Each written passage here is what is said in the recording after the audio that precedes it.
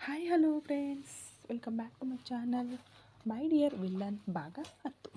ದಿಢೀರನೆ ಜೇಡಿ ಮಾಡಿದ ಕೆಲಸದಿಂದ ವರ್ಷಿಕ ದಂಗಾಗಿ ಹೋದಳು. ಅವಳನ್ನು ಎತ್ತಿ ಯಾವುದೋ ಒಂದು ವಸ್ತುವಿನಂತೆ ಹಾಸಿಗೆಯ ಮೇಲೆ ಉರುಳಿಸಿದವನು ಅವಳು ಚೇತರಿಸಿಕೊಳ್ಳುವ ಮುನ್ನವೇ ತನ್ನ ಬಟ್ಟೆಗಳನ್ನು ತೆಗೆದು ಅವಳ ಮೇಲೊರಗಲು ಅಯ್ಯೋ ಅಮ್ಮ ಎಂದು ತನ್ನ ಮುಖವನ್ನು ಮುಚ್ಚಿಕೊಂಡು ಕಿರುಚಿದಳು ವರ್ಷಿಕಾ. ಆಗ ಕಬೋರ್ಡ್ನಲ್ಲಿ ಬಟ್ಟೆ ತೆಗೆದುಕೊಳ್ಳುತ್ತಿದ್ದ ಜೇಡಿ ಅವಳನ್ನು ತಿರುಗಿ ನೋಡಿದನು. ಮುಖವನ್ನು ಕೈಗಳಿಂದ ಮುಚ್ಚಿಕೊಂಡು ಜೋರಾಗಿ ಉಸಿರಾಡುತ್ತಾ ನಿಂತಿದ್ದ ಅವಳನ್ನು ಕಂಡವನಿಗೆ ಹುಚ್ಚು ಹಿಡಿದಿದೆ ಅನ್ನಿಸ್ತಿದೆ ಎಂದು ಅನ್ನಿಸಿತ್ತು. ಅವಳನ್ನು ಒಂದು ಲೆಕ್ಕಕ್ಕೆ ಹಿಡದ ಅವನು ತನ್ನ ಪಾಡಿಗೆ ತನ್ನ ಕೆಲಸವನ್ನು ಮಾಡುತ್ತಿದ್ದನು. ವರ್ಷಿಕಾಳೋ ಮೆಲ್ಲನೆ ತನ್ನ ಮುಖದಿಂದ ಕೈಗಳನ್ನು ತೆಗೆದು ಕಣ್ಣು ಬಿಟ್ಟು ನೋಡಲು ಆಗಲೇ ಅವಳಿಗೆ ವಾಸ್ತವದ ಅರಿವಾದುದು. ಅಯ್ಯೋ, ಹಾಗಾದರೆ ಇದೆಲ್ಲ ಕನಸಾ?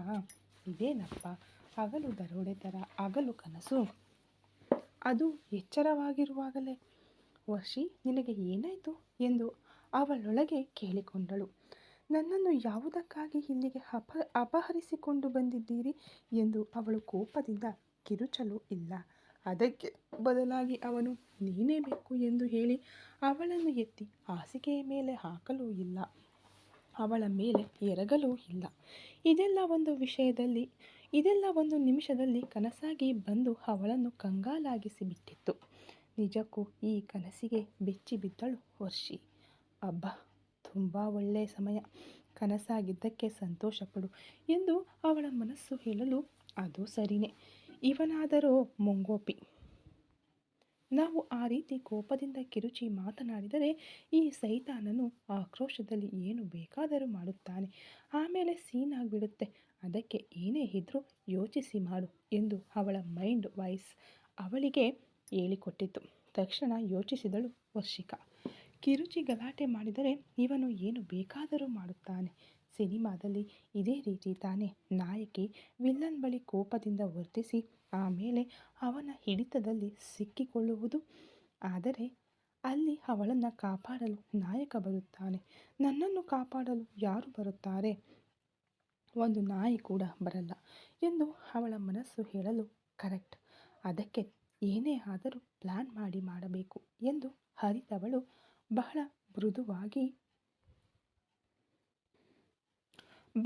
ಮೃದುವಾಗಿ ಸರ್, ಜೇಡಿ ಸರ್ ಎಂದು ಕರೆದಳು. ಕಬೋರ್ಡ್ನಲ್ಲಿ ಬಟ್ಟೆ ತೆಗೆದುಕೊಳ್ಳುತ್ತಿದ್ದವನು ಪೂರ್ತಿ ತಿರುಗಲಿಲ್ಲ. ಲಘುವಾಗಿ ತಲೆ ಮಾತ್ರ ತಿರುಗಿಸಿ ಏನು ಎನ್ನುವಂತೆ ನೋಡಿದನು. ಸರ್, ನೀವೇ ಬೆಳಿಗ್ಗೆ ನೋಡಿರ್ತೀರಿ, ಮದುವೆ ನಿಂತು ಹೋದದ್ದಕ್ಕೂ ನನಗೂ ಯಾವುದೇ ಸಂಬಂಧ ಇಲ್ಲ. ಅದೆಲ್ಲ ಹೇಗೆ ನಡೆಯಿತು ಎಂದು ನನಗೆ ಗೊತ್ತೇ ಇಲ್ಲ ಸರ್. ಆದರೆ ನಿಮಗೆ ದ್ರೋಹ ಮಾಡಿದ್ದಕ್ಕೆ ಅವರಿಬ್ಬರಿಗೂ ಇದು ಸರಿಯಾದ ಶಿಕ್ಷೆನೇ ಸರ್. ಇದರ ಬಗ್ಗೆ ಮಾತನಾಡಲು ನಾನೇ ನಿಮ್ಮನ್ನು ನೋಡಲು ಬಂದೆ. ಆದರೆ ನೀವು ಅಷ್ಟರಲ್ಲಿ ಅವಸರಪಟ್ಟು ನನಗೆ ಅಂದಿನಂತೆ ಇಂಜೆಕ್ಷನ್ ಕೊಟ್ಟು ಇಲ್ಲಿಗೆ ಎಗ್ಗರಿಸಿಕೊಂಡು ಬಂದು ಬಿಟ್ಟಿರಿ. ಸಾರಿ, ಕಿಡ್ನ್ಯಾಪ್ ಮಾಡಿಕೊಂಡು ಬಂದು ಬಿಟ್ಟಿರಿ ಸರ್. ಸ್ವಲ್ಪ ಮನಸ್ಸು ಮಾಡಿ ಸರ್. ಸಣ್ಣ ವಯಸ್ಸಿನಿಂದ ನಾನು ಒಂದು ನೊಣ ಕಾಗೆಗೂ ದ್ರೋಹ ಮಾಡಿಲ್ಲ. ಅದಕ್ಕೆ ನನ್ನನ್ನು ಬಿಟ್ಟು ಬಿಡಿ ಅಣ್ಣ ಎಂದಳಲ್ಲ, ನೋಡಬೇಕು. ಇದರಲ್ಲಿ ಒಂದು ಕ್ಷಣ ಹಾಗೆಯೇ ನಿಂತನು ಜೇಡಿ. ಎಸ್ಕೇಪ್ ಆಗೋಕೆ ಏನೇನು ಹೇಳ್ತಾಳೆ ನೋಡು ಎಂದು ಅವಳ ಯೋಚನೆಯನ್ನೇ ಒಂದು ನಿಮಿಷದಲ್ಲಿ ಕಂಡುಕೊಂಡನು ಜೇಡಿ. ಸರ್ ಎಂದು ಬೇಡಿಕೊಳ್ಳುವ ಭಾಷೆಯಲ್ಲಿ ಮಾತನಾಡುವುದನ್ನು ಪ್ರಾರಂಭಿಸಿ ಕೊನೆಗೆ ಅಣ್ಣ ಎಂದು ಒಂದು ಬೀಟ್ ಹಾಕಿಬಿಟ್ಟಳು. ಇದೇ ಪರಿಸ್ಥಿತಿಯಲ್ಲಿ ಬೇರೆ ಯಾವುದಾದರೂ ಹುಡುಗಿ ಇದ್ದಿದ್ದರೆ ಯಾಕೋ ಹೀಗೆ ಮಾತನಾಡ್ತಿದ್ದೀಯಾ ಎಂದು ಜಗಳವಾಡಿ ರಾದ್ದಾಂತ ಮಾಡುತ್ತಿದ್ದಳು. ಇಲ್ಲವೇ ಮಾನವೇ ದೊಡ್ಡದು, ಜೀವ ಹೋದರೂ ಪರವಾಗಿಲ್ಲ ಎಂದು ಪ್ರಾಣ ಬಿಡಲು ಮುಂದಾಗುತ್ತಿದ್ದಳು. ಆದರೆ ಇವಳು ಜೇಡಿಯ ಕಣ್ಣುಗಳಿಗೆ ಸಂಪೂರ್ಣ ಭಿನ್ನವಾಗಿ ಕಂಡಳು. ಜೀವವೂ ಮುಖ್ಯ, ಮಾನವೂ ಮುಖ್ಯ. ಎರಡನ್ನೂ ಕಾಪಾಡಿಕೊಳ್ಳಲು ಎಷ್ಟರ ಮಟ್ಟಿಗೆ ಇಳಿದು ಬೇಡಿಕೊಂಡು ಐಸಿಡಬೇಕು ಎಂದು ತಿಳಿದು ಕಾರ್ಯನಿರ್ವಹಿಸುವವಳನ್ನು ನೆನೆದು ಅವನ ತುಟಿಗಳು ಲಘುವಾಗಿ ಬಿಡಿಸಿಕೊಂಡು ಇಂಟ್ರೆಸ್ಟಿಂಗ್ ಎಂದೇ ಗುಣಗುಟ್ಟಿತು. ಏಕೋ ಅವನ ಕಣ್ಣುಗಳಿಗೆ ವರ್ಷಿಕಾ ಆಸಕ್ತಿದಾಯಕಳಾಗಿಯೇ ಕಂಡಳು. ಇಷ್ಟು ಮಾತನಾಡಿದರೂ ಐಸಿಟ್ಟರೂ ಅವನು ಮೌನವಾಗಿರುವುದನ್ನು ಕಂಡು ಅವಳಿಗೆ ಕಿರಿಕಿರಿಯಾಯಿತು. ಸೈತಾನ, ಕಿಡ್ನಾಪ್ ಮಾಡಿಕೊಂಡು ಬಂದು ಇಟ್ಟು ಕಿವುಡನ ಥರ ನಿಂತಿದ್ದಾನೆ. ಈಗೇನು ಮಾಡೋದು ಎಂದು ಮುಂದಿನ ಪ್ಲ್ಯಾನ್ ಮಾಡಲು ಅವಳು ಯೋಚಿಸುತ್ತಿದ್ದಾಗ ಅವಳನ್ನು ಲೆಕ್ಕಕ್ಕೆ ತೆಗೆದುಕೊಳ್ಳದ ಅವನು ಒಂದು ಶರ್ಟ್ ಮತ್ತು ಒಂದು ಫುಲ್ ಟ್ರ್ಯಾಕ್ ಪ್ಯಾಂಟ್ ತೆಗೆದು ಹಾಸಿಗೆಯ ಮೇಲೆ ಹಾಕಿ ಬಟ್ಟೆ ಬದಲಾಯಿಸುವ ಸಲುವಾಗಿ ತನ್ನ ಬಟ್ಟೆ ತೆಗೆಯಲು ಇದನ್ನು ಕಂಡವಳು ಚೀಚಿ ಎಂದು ಮತ್ತೆ ತನ್ನ ಕೈಗಳಿಂದ ಮುಖವನ್ನು ಮುಚ್ಚಿಕೊಂಡಳು. ಒಂದು ಹುಡುಗಿ ನಿಂತಿದ್ದಾಳೆ ಅನ್ನೋದು ಕೂಡ ಗೊತ್ತಿಲ್ಲದೆ ಹೀಗೆ ಮಾಡ್ತಿದ್ದಾನಲ್ಲ, ಇವನು ಸೈತಾನ, ಸರಿಯಾದ ಸೈಕೋ ಇರಬೇಕು ಎಂದು ಮನಸ್ಸಿನಲ್ಲೇ ಅವನನ್ನು ಬೈದುಕೊಂಡಳು. ಆದರೂ ಮರುಕ್ಷಣ ಹೇ ವರ್ಷಿ, ಕಣ್ಣು ಬಿಟ್ಟು ನೋಡೆ ಎಂದಿತು ಅವಳ ಮನಸ್ಸು. ಅಯ್ಯೋ ಬೇಡ, ಅವನು ಬಟ್ಟೆ ಬದಲಾಯಿಸ್ತಾ ಇದ್ದಾನೆ ಎಂದು ಇನ್ನೊಂದು ಮನಸ್ಸು ಹೇಳಲು ಅದಕ್ಕೇನಂತೆ, ಅವನೇ ಧೈರ್ಯವಾಗಿ ಸ್ವಲ್ಪವೂ ನಾಚಿಕೆ ಇಲ್ಲದೆ ಒಂದು ಹುಡುಗಿಯ ಮುಂದೆ ಬಂದು ಬಟ್ಟೆ ಬದಲಾಯಿಸ್ತಾ ಇದ್ದಾನೆ. ಅದನ್ನು ನೋಡೋದ್ರಲ್ಲಿ ಏನು ತಪ್ಪಿದೆ? ಇದೇ ಒಳ್ಳೆ ಚಾನ್ಸ್. ಒಬ್ಬ ಗಂಡಸನ್ನು ಇದುವರೆಗೂ ನೀನು ಹೀಗೆ ನೋಡಿದ್ದೀಯಾ? ಈ ಅವಕಾಶ ಮಿಸ್ ಮಾಡ್ಕೋಬೇಡ, ಅವನನ್ನು ಪೂರ್ತಿ ನೋಡ್ಕೊ ಎಂದು ಅವಳ ಮೈಂಡ್ ವಾಯ್ಸ್ ಅತಿ ಉತ್ಸಾಹದಿಂದ ಅವಳ ಕುತೂಹಲವನ್ನು ಕೆರಳಿಸಿ ಬಿಡಲು, ಛೇ, ಚಪ್ಪಲಿಯಿಂದ ಹೊಡಿತೀನಿ, ಬರ್ತಾ ಬರ್ತಾ ನೀನು ತುಂಬ ಕೆಟ್ಟು ಹೋಗಿ ನನ್ನನ್ನು ಕೆಡಿಸಲು ನೋಡ್ತಿದ್ದೀಯಾ? ನಾನು ತುಂಬ ಒಳ್ಳೆ ಹುಡುಗಿ, ನಾನು ಹಾಗೆಲ್ಲ ನೋಡಲ್ಲ ಎಂದು ಅದರೊಂದಿಗೆ ಜಗಳವಾಡಿದವಳು ಮರುಕ್ಷಣ ತನ್ನ ಬೆರಳುಗಳನ್ನು ಲಘುವಾಗಿ ಅಗಲಿಸಿ ಆ ಸಂದುವಿನಿಂದ ಅವನನ್ನು ನೋಡಿದವಳು. ಅವಳು ಹೀಗೆ ಮಾಡುತ್ತಾಳೆ ಎಂದು ಮೊದಲೇ ತಿಳಿದಿದ್ದನೋ ಏನೋ. ಕೇವಲ ಒಂದು ಫುಲ್ ಟ್ರ್ಯಾಕ್ ಪ್ಯಾಂಟ್ ಮಾತ್ರ ಧರಿಸಿಕೊಂಡು ಎದೆಗೆ ಅಡ್ಡಲಾಗಿ ಕೈಗಳನ್ನು ಕಟ್ಟಿಕೊಂಡು ನಿಂತು ಅವಳನ್ನೇ ನೋಡುತ್ತಿದ್ದನು. ಅಯ್ಯೋ ನೋಡಿಬಿಟ್ಟೆನಲ್ಲ ಎಂದು ನಾಚಿಕೆ ಬಂದರೂ ಬೇರೆ ದಾರಿ ಇಲ್ಲದೆ ಮುಖದಿಂದ ಕೈಗಳನ್ನು ತೆಗೆದುಕೊಂಡು ಅವನನ್ನು ಮತ್ತೆ ತಲೆ ಎತ್ತಿ ನೋಡಿದಳು ವರ್ಷಿ. ಅವಳನ್ನು ತೀಕ್ಷ್ಣವಾಗಿ ದಿಟ್ಟಿಸಿದನು ಜೇಡಿ. ನೋಡೋಕೆ ಒಳ್ಳೆ ಸಂಪ್ರದಾಯದ ಮನೆ ಹುಡುಗಿಯ ಹಾಗೆ ಇದ್ದು ಸೈಡ್ ಗ್ಯಾಪ್ನಲ್ಲಿ ಸಿನಿಮಾ ಓಡಿಸ್ತಿದ್ದಾಳಲ್ಲ ಎಂದುಕೊಂಡನು. ಆದರೆ ವರ್ಷಿಕಾಳೋ ಅವನನ್ನು ತಲೆ ಎತ್ತಿ ನೋಡಿದವಳು ಹಾಗೆಯೇ ಎಪ್ಪುಗಟ್ಟಿ ನಿಂತು ಬಿಟ್ಟಳು. ಮೇಲುಡುಪಿಲ್ಲದೆ ಬರೀ ಮೈಯಲ್ಲಿ ನಿಂತಿದ್ದನು ಜೇಡಿ. ಅವನ ಆ ದೇಹವನ್ನೇ ಅವಳು ಕಣ್ಣು ಬಾಯಿ ಬಿಟ್ಟುಕೊಂಡು ನೋಡುತ್ತಾ ನಿಂತಿದ್ದಳು. ಅಗಲವಾದ ಭುಜಗಳು, ದಪ್ಪದಾಗಿ ಬೆಳೆದಿರುವ 2 ತೋಳುಗಳು, ರೋಮವಿಲ್ಲದ ಅವನ ಕಟ್ಟುಮಸ್ತಾದ ಆಕರ್ಷಕ ಎದೆ, ಅದನ್ನು ಮೀರಿ ಒಳ್ಳೆ ಮೆಟ್ಟಿಲುಗಳಂತಿದ್ದ 6 ಪ್ಯಾಕ್. ಇದೆಲ್ಲವನ್ನ ಕಂಡವಳು ಆಶ್ಚರ್ಯದಲ್ಲಿ ಬಾಯಿ ಬಿಟ್ಟಳು. ಒಬ್ಬ ಪುರುಷನನ್ನು ಈ ರೂಪದಲ್ಲಿ, ಅದು ಇಷ್ಟು ಪೌರುಷದಿಂದ ಕೆತ್ತಿದ ಶಿಲ್ಪದಂತೆ ಇರುವವನನ್ನು ಅವಳು ಇವತ್ತೇ ಮೊದಲ ಬಾರಿಗೆ ನೋಡುತ್ತಿದ್ದಾಳೆ. ಆ ಉತ್ಸಾಹದಲ್ಲಿ 1 2 3 4 5 6 ಎಂದು ತನಗೆ ಅರಿವಿಲ್ಲದೆಯೇ ಅವನ 6 ಪ್ಯಾಕನ್ನು ಜೋರಾಗಿ ಎಣಿಸುತ್ತಿದ್ದಳು ವರ್ಷಿ. ಕೊನೆಯದಾಗಿ 7 ಎಂದು ಅವಳು ಎಣಿಸುವಾಗ ಅದು ಹೊಟ್ಟೆ ಎಂದು ಕಠಿಣ ಧ್ವನಿಯಲ್ಲಿ ಹೇಳಿದನು ಜೇಡಿ. ಪಾಪ, ಅತಿಯಾದ ಉತ್ಸಾಹದಲ್ಲಿ ಅವನ ಹೊಟ್ಟೆಯನ್ನೂ ಸೇರಿಸಿ ಎಣಿಸಿಬಿಟ್ಟಿದ್ದಳು ಏನೂ ತಿಳಿಯದ ಮುಗ್ಧ ಮಗು. ಅವನು ಮಾತನಾಡಿದಾಗಲೇ ಎಚ್ಚರಗೊಂಡವಳು ತಾನು ಮಾಡಿದ ಕೆಲಸವನ್ನು ನೆನೆದು ತಲೆಬಾಗಿ ನಾಚಿಕೆಯಿಂದ ಕುಗ್ಗಿ ಹೋದಳು. ಅಯ್ಯೋ ಏನಿದು, ನೀನು ಅವನನ್ನು ಹೀಗೆ ಬಹಿರಂಗವಾಗಿ ಸೈಟ್ ಹೊಡೆಯುತ್ತಿದ್ದೀಯಾ? ಅವನು ಬೇರೆ ನೋಡಿಬಿಟ್ಟ, ಅಸಹ್ಯವಾಗಿ ಹೋಯ್ತಲ್ಲ ಎಂದು ನಿಂತಿದ್ದಳು. ಏನಮ್ಮ ನೀನು ಹೀಗೆ ಮಾಡ್ತಿದ್ದೀಯಲ್ಲಮ್ಮ, ಇದು ತುಂಬ ತಪ್ಪಮ್ಮ ಎಂದು ಅವಳ ಮೈಂಡ್ ವಾಯ್ಸ್ ಅದೇ ಸಮಯಕ್ಕೆ ಸರಿಯಾಗಿ ಬರಲು, ಪೊರಕೆ ಮುರಿದು ಹೋಗುತ್ತೆ, ಓಡಿ ಹೋಗು, ಎಲ್ಲದಕ್ಕೂ ನೀನೇ ಕಾರಣ ಎಂದು ಅದನ್ನು ಹೊಡೆದು ಓಡಿಸಿದಳು.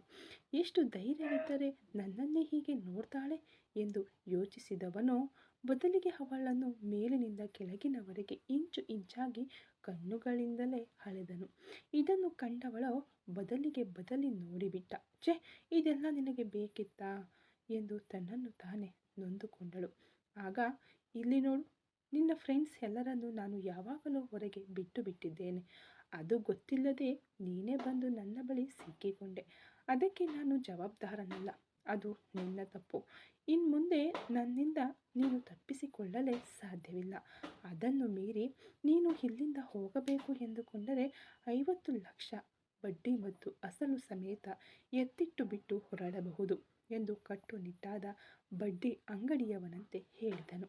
ಇದನ್ನು ಕೇಳಿ ದಂಗಾದವಳು, ನಿಮಗೆ ಯಾಕೆ 50 ಲಕ್ಷ ಕೊಡಬೇಕು? ಆ ಜೀವನೇ ನನಗಾಗಿ 50 ಲಕ್ಷ ಕೊಟ್ಟನಲ್ಲ ಎಂದು ಕೇಳಿದರೆ, ಇದನ್ನು ಕೇಳಿ ತುಟಿ ವಕ್ರವಾಗಿಸಿ ವ್ಯಂಗ್ಯವಾಗಿ ನಕ್ಕವನು, ಅವನು ಕೊಟ್ಟರೆ ಅದು ಅವನ ಹಣ ಆಗಿಬಿಡುತ್ತಾ? ಅದು ನನ್ನ ಹಣ, ನಾನು ಕಷ್ಟಪಟ್ಟು ಸಂಪಾದಿಸಿದ ಹಣ. ಆ ರೇಷ್ಮಾ ಅವಳ ಫ್ರೆಂಡ್ಗೆ ಹುಷಾರಿಲ್ಲ, 50 ಲಕ್ಷ ರೂಪಾಯಿ ಬೇಕಾಗಿದೆ ಎಂದು ಹೇಳಿ ನನ್ನಿಂದ ತೆಗೆದುಕೊಂಡು ಹೋಗಿ ಆ ಜೀವನ ಬಳಿ ಕೊಟ್ಟಿದ್ದಾಳೆ. ಅದನ್ನಿಟ್ಟುಕೊಂಡೆ ಅವನು ನಿನ್ನನ್ನು ಖರೀದಿಸಿದ್ದಾನೆ. ಈಗ ನೀನೇ ಹೇಳು, ಆ ಹಣ ನನ್ನದಾಗಿದ್ದರೆ ಈಗ ಯಾರು ನಿನ್ನನ್ನು ಖರೀದಿಸಿರುವುದು, ನಾನಾ ಇಲ್ಲ ಅವನ ಎಂದು ಕೇಳಿದನು ಜೇಡಿ. ಇದನ್ನು ಕೇಳಿದಾಗ ಅವಳ ಮನಸ್ಸು ಕಲಕಿತು. ಯಾವುದೋ ಒಂದು ವಸ್ತುವಿನಂತೆ ಅವಳನ್ನಿಟ್ಟು ಹೀಗೆ ಆಟವಾಡುವುದನ್ನು ಅವಳಿಂದ ಒಪ್ಪಿಕೊಳ್ಳಲೇ ಸಾಧ್ಯವಾಗಲಿಲ್ಲ. ಅತಿಯಾಗಿ ಮನಸ್ಸು ನೋಯಲು ಕಣ್ಣುಗಳು ತೇವಗೊಂಡವು. ಈ ಹತ್ತು ಡ್ರಾಮಾ ಮಾಡೋದೆಲ್ಲ ಇಲ್ಲಿ ಬೇಡ.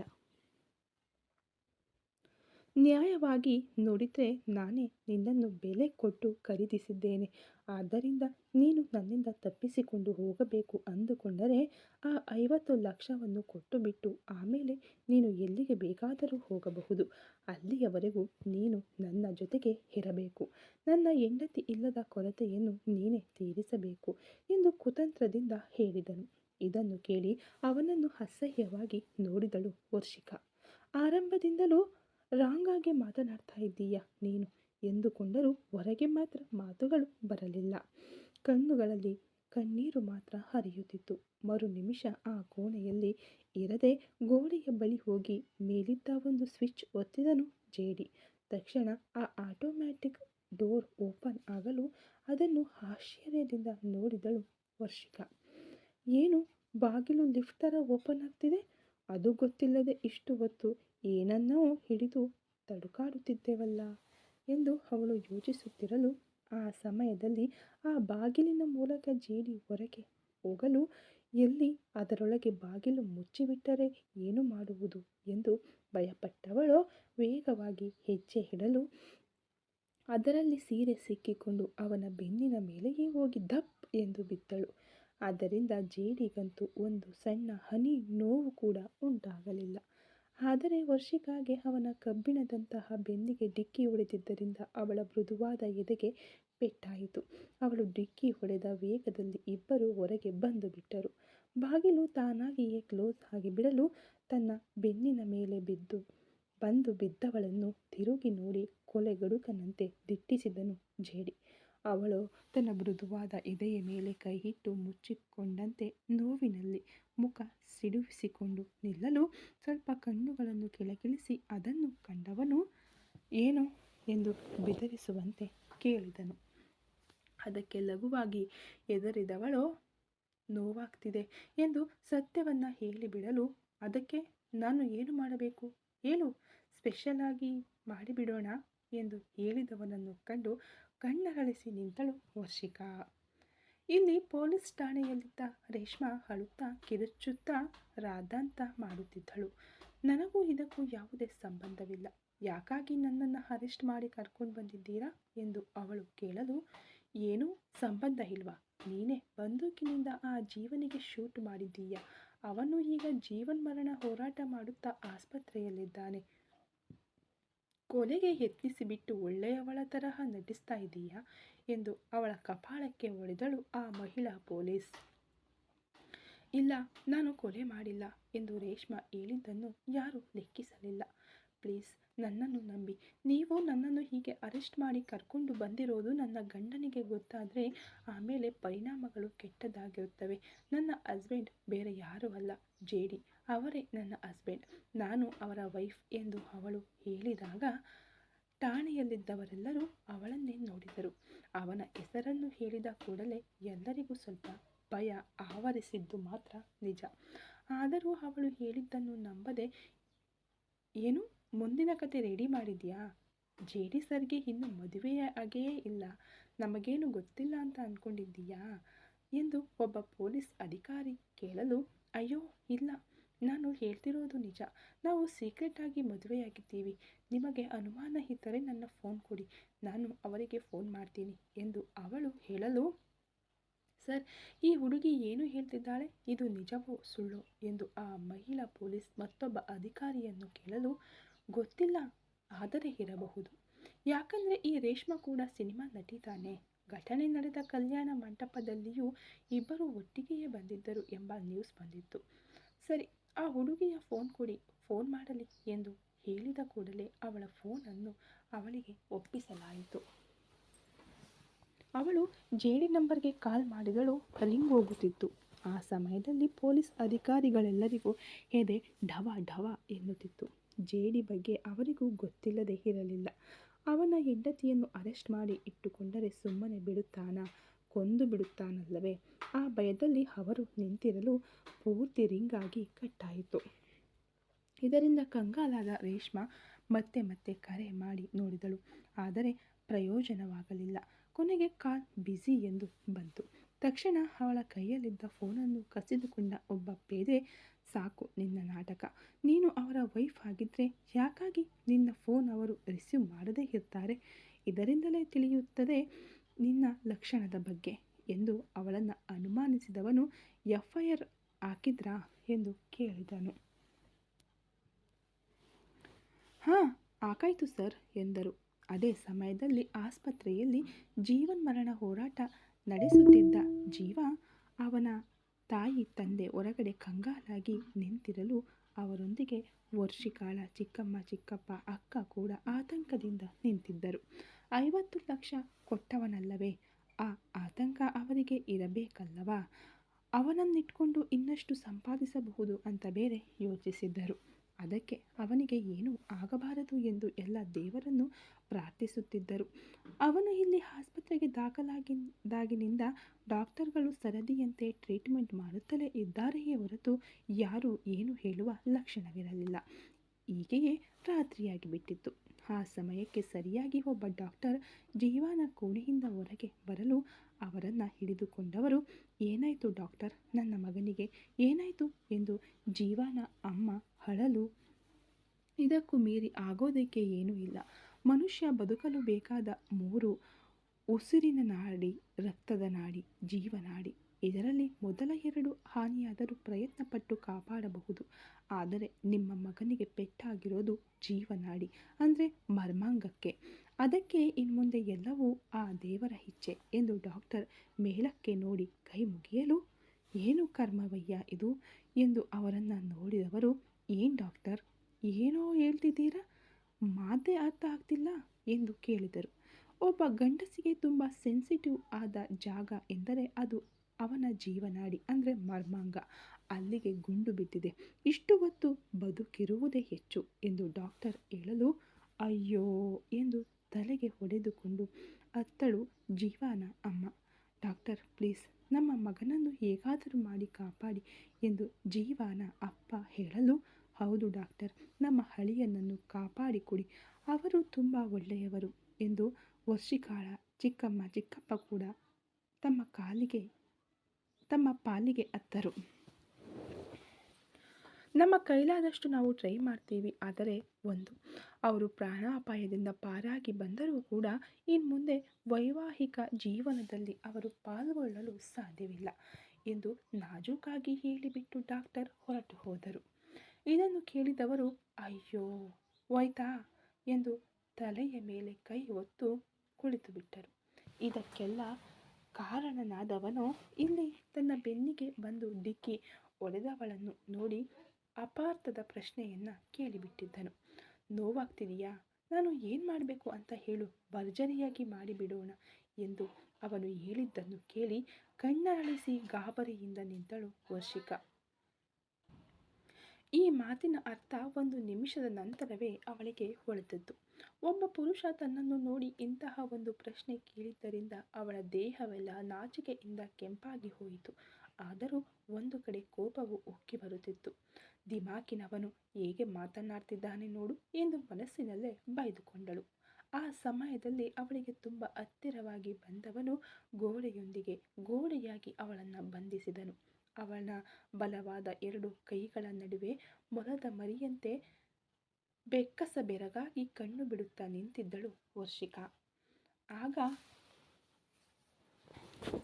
ಅವಳ ಕಣ್ಣುಗಳನ್ನು ತನ್ನ ದೃಷ್ಟಿಯಿಂದಲೇ ತೂರಿ ನೋಡಿದನು ಜೇಡಿ. ಅತಿ ಹತ್ತಿರದಲ್ಲಿ ಅವನ ಬೂದು ಬಣ್ಣದ ಕಣ್ಣುಗಳನ್ನು ಕಂಡವಳು ಹಾಗೆಯೇ ಸ್ಟ್ರಕ್ ಆಗಿ ನಿಂತಳು. ಆಗ ಅವಳ ಕೆಂಪಾದ ತುಟಿಯನ್ನು ತನ್ನ ಒಂದು ಬೆರಳಿನಿಂದ ಸವರಿದನು ಜೇಡಿ. ಅವನ ಬೆರಳು ತಾಕಿದ ಕೂಡಲೇ ದೇಹ ಜುಮ್ಮೆನ್ನಲು ಆ ಗಾಬರಿಯಲ್ಲಿ ತನ್ನ ಸೀರೆಯ ಸೆರಗನ್ನು ಬಿಗಿಯಾಗಿ ಹಿಡಿದುಕೊಂಡಳು ವರ್ಷಿಕ.